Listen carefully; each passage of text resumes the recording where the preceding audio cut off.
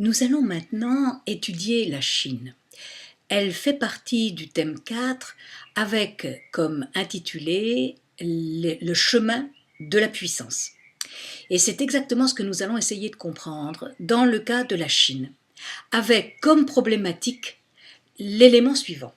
Comment la Chine, affaiblie et dominée, et c'est ça qui est important au départ, par les puissances étrangères, au début du XXe siècle, donc nous partons au début du XXe siècle, donc la problématique va commencer au début du XXe siècle et va mettre en évidence la Chine comme un pays dominé, faible, affaibli.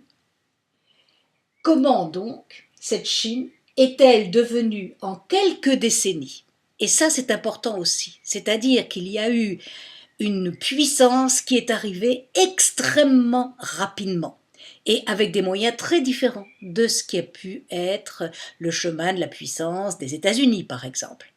Donc comment, en quelques décennies, cette Chine, affaiblie et dominée, est-elle devenue une des grandes puissances mondiales? Ceci est donc la problématique. Donc, il est évident que nous allons voir plusieurs étapes. Première étape, nous allons voir cette Chine affaiblie, dominée par les puissances étrangères. Dans une deuxième étape, nous allons voir la Chine qui commence à sortir de cet affaiblissement. Ce sera la Chine communiste qui va devenir une puissance politique et diplomatique. Et dans le troisièmement, nous verrons que très rapidement, grâce à l'ouverture économique, la Chine va devenir non seulement une grande puissance économique, c'est-à-dire la seconde puissance économique mondiale, mais aussi une puissance diplomatique, militaire, culturelle, etc. C'est-à-dire une grande puissance. Nous devons étudier la Chine depuis 1919, en fait depuis le 4 mai 1919. Mais pour bien comprendre pourquoi il y a eu un 4 mai 1919, il faut remonter un petit peu avant et voir quel était l'état de la Chine. Parce que c'est l'état de la Chine et l'humiliation que les Chinois pouvaient en avoir qui a déclenché cette manifestation du 4 mai 19. Donc nous allons étudier effectivement dans une première partie la Chine de 1919 à 1949, mais tout d'abord, nous allons voir que cette Chine en question, elle est dominée par les puissances étrangères. Et elle est dominée par les puissances étrangères depuis l'Empire. Donc on est obligé de regarder un petit peu ce qui se passait avant et quel était exactement l'état de cette domination. Nous verrons qu'il y a donc cette domination qui est extrêmement importante, qu'il y a une révolution moderniste qui s'est faite en 1910, mais que cette révolution n'a pas pu durer très longtemps. Et en fait, cela va déclencher en 1919 un mouvement nationaliste qui sera le début de l'histoire de la Chine pour nous. 1. Depuis le milieu du XIXe siècle, l'Empire du Milieu, comme s'appelait la Chine, qui est alors un empire, a dû accepter que les barbares, comme elle les appelle, c'est-à-dire les Occidentaux, se partagent de grandes parties de cet immense pays. Voyons un petit peu ces partages. Si l'on prend la Russie, on s'aperçoit que la Russie a colonisé ou s'est attribué la Mongolie et une grande partie de la Mandchourie. Ensuite, on a le Royaume-Uni qui avait déjà des colonies en Inde, s'est attribué une partie du Tibet et une partie extrêmement riche de la Chine, qui est la vallée du Yangtze. Les Français qui avaient l'Indochine se sont attribués toute la partie sud de la Chine et le Japon, qui n'est certainement pas un pays occidental, a quand même réussi à dominer la Corée, c'était une de ses colonies, et à s'installer dans la partie ici sud de la Mandchourie. Il y a aussi des villes qui appartiennent totalement aux étrangers. Macao est portugaise. Hong Kong est anglaise, Shanghai a été divisée entre les différentes nations occidentales. En fait, tout ceci, c'est ce qu'on appelle des concessions. Les concessions sont des territoires chinois contrôlés par un pays étranger, et ces concessions sont situées évidemment dans les zones les plus riches, les plus intéressantes. Or, dans ces concessions, les privilèges économiques sont exorbitants parce que seul le commerce extérieur peut être fait par ces pays occidentaux en question, et surtout le gouvernement chinois ne peut plus contrôler ni la police ni la justice dans ces zones, et les Chinois en sont fortement humiliés. Cette carte nous montre d'abord les villes ouvertes, c'est-à-dire ouvertes au commerce occidental. On voit qu'il y a toutes les villes du sud, toutes les villes de la côte, ici, et la vallée du Yangtze, qui est l'une des plus riches, nous l'avons vu. Et nous avons aussi un autre exemple de concession, ce sont les concessions de chemin de fer. Ces concessions de chemin de fer, on voit qu'il y en a de toutes les nationalités. Des concessions allemandes, des concessions américaines pour faire des chemins de fer, donc des Belges, des chemins de fer britanniques, des chemins de fer français, des chemins de fer russes. Si je prends les Russes ici, je vois le principal chemin de fer qui arrive ici depuis la Sibérie. Si je prends en gris ici, ce sont les chemins de fer français. Je prends ici les chemins de fer américains. En vert, les chemins de fer belges, en petits points, ce sont les britanniques, et je vois qu'en fait, toute cette partie, qui est la partie riche évidemment de la Chine, a des concessions de chemins de fer qui sont des concessions données aux étrangers. Et le résultat, ça déclenche assez souvent des révoltes paysannes. On a la révolte des Boxers qui est très célèbre parce que les Européens ont eu des gros problèmes avec les Boxers. Mais en fait, il y a eu aussi d'autres révoltes dans le pays parce que les paysans refusent cette implantation des étrangers dans leur pays.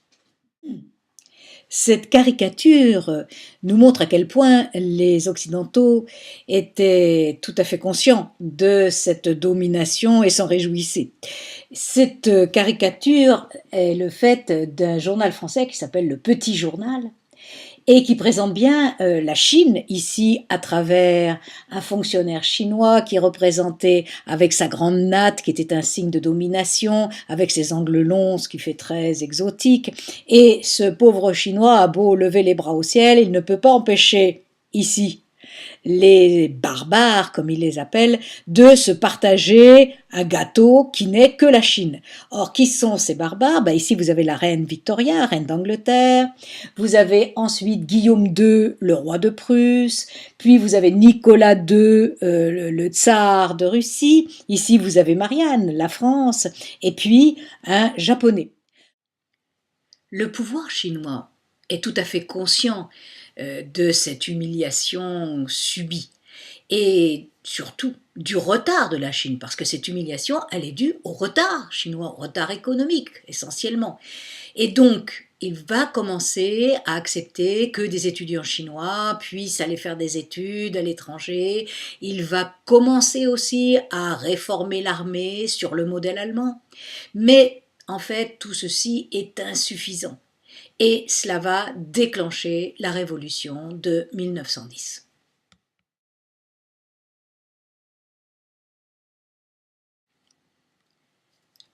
Sun Yat-sen, qui va diriger cette révolution, a fait de nombreux voyages à l'étranger. Et là, il a pu voir comment fonctionnaient les démocraties, comment les sociétés industrielles pouvaient se développer. Et il voudrait absolument, comme un certain nombre d'étudiants et d'intellectuels du pays, voir la Chine se développer sur ce modèle qui est le modèle occidental. Il va donc participer, être à la tête de cette révolution de 1911, mais ça ne durera pas bien longtemps et il ne restera au pouvoir que quelques mois, il sera remplacé par un général et finalement cette révolution qui se voulait moderniste d'une part, puisqu'on voulait installer une république, une démocratie, etc., mais qui était aussi très nationaliste parce que l'idée c'était de se débarrasser des étrangers qui étaient sur leur sol, eh bien cette révolution n'a pas réussi. Et donc la Chine retombe dans ses problèmes habituels, c'est-à-dire que le gouvernement n'existant quasiment pas, eh bien la Chine va être en proie à des seigneurs de la guerre. En fait, c'est surtout des sortes de grands brigands qui vont se partager des territoires et en ayant des armées formées de paysans la plupart du temps. Et donc, en fait, la Chine est complètement morcelée. Donc, cette révolution a certes renversé l'empire, mais le résultat, c'est une Chine encore plus morcelée et encore plus impuissante que celle d'avant.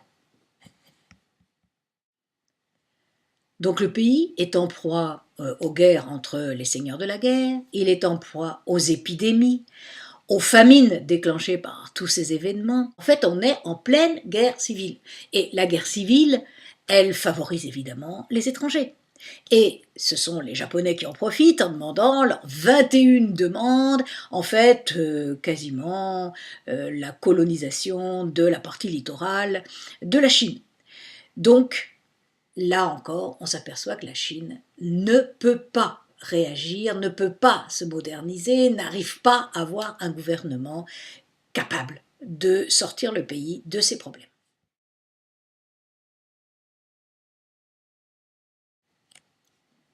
Malgré tout, il y a toute une partie de la population, essentiellement des jeunes intellectuels, des étudiants, même aussi des commerçants, des débuts des industriels, qui sentent qu'il faut absolument faire quelque chose. Et il y a un véritable engouement pour tout ce qui est européen, américain, tout ce qui est moderne, tout ce qui est technologique. Et cet engouement va se répandre dans une partie de la société. Et cette partie de la société, elle aimerait bien que la Chine fasse enfin sa révolution industrielle, de manière à pouvoir se moderniser économiquement et résister aux étrangers et même les renvoyer chez eux. Or, c'est exactement l'inverse qui va se passer. En effet, la Chine était entrée en guerre en 14-18, mais très tard, tout à fait à la fin de la guerre. Et elle était entrée du bon côté, c'est-à-dire du côté des futurs vainqueurs, les Français, les Anglais, les Américains. Et donc, à la fin de la guerre, au traité de Versailles, qui va terminer cette guerre, les Chinois s'attendent à ce que, bien, au moins, les possessions allemandes leur soient rendues. Or, c'est pas du tout ce qui se passe. En effet, les Occidentaux décident que ce sera le Japon qui héritera de ses possessions allemandes. Et là, c'est trop. C'est trop et il y a des grandes manifestations d'étudiants à Pékin qui veulent absolument retrouver un territoire qui soit un territoire totalement chinois. Et ce nationalisme qui est assez profond dans la Chine va toucher non seulement les jeunes étudiants des villes, mais aussi des intellectuels, des artistes, des industriels et même des paysans. Ce mouvement nationaliste et moderniste va pousser les Chinois qui doivent signer ce traité de Versailles à le refuser. Et donc c'est vraiment la première fois que la Chine marque sa volonté de nationalisme, d'indépendance vis-à-vis de ces étrangers qui cherchent à l'écraser et à la morceler. Il faut bien admettre qu'en 1919, la Chine n'est qu'une province arriérée du monde, arriérée économiquement, politiquement, diplomatiquement, et les Chinois en sont très fortement humiliés.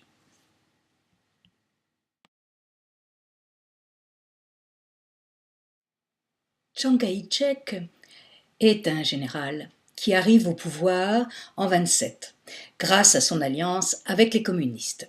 Son but, c'est de réunifier cette Chine qui est morcelée entre les seigneurs de la guerre, et il va donc, en tant que général, faire la guerre à ces seigneurs. Mais il ne va pas vraiment réussir à les dominer, et surtout, cette alliance avec le Parti communiste chinois était une alliance disons, de convenance, et très rapidement, les communistes commencent à provoquer des manifestations sociales et nationalistes à Shanghai, et Chiang Kai-shek décide de se débarrasser de ces communistes. Il en fait massacrer un certain nombre, et les communistes sont obligés de s'enfuir, et ça va être ce que l'on appelle la Longue Marche. Cette carte nous montre le chemin de la Longue Marche ici.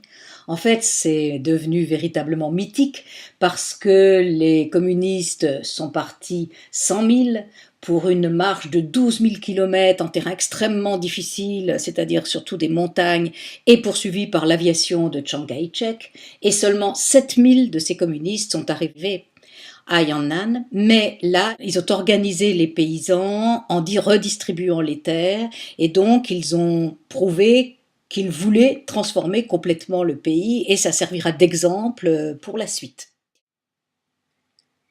Le pays est donc en pleine guerre civile entre nationalistes du Kuomintang avec Chiang Kai-shek et de l'autre côté les communistes avec Mao Tse-tung, quand les Japonais décident d'attaquer la Chine. Les Japonais avaient déjà constitué au nord de la Chine, en Mandchourie, un État indépendant qu'ils appelaient le Manchukuo. Mais ils veulent conquérir le reste de la Chine.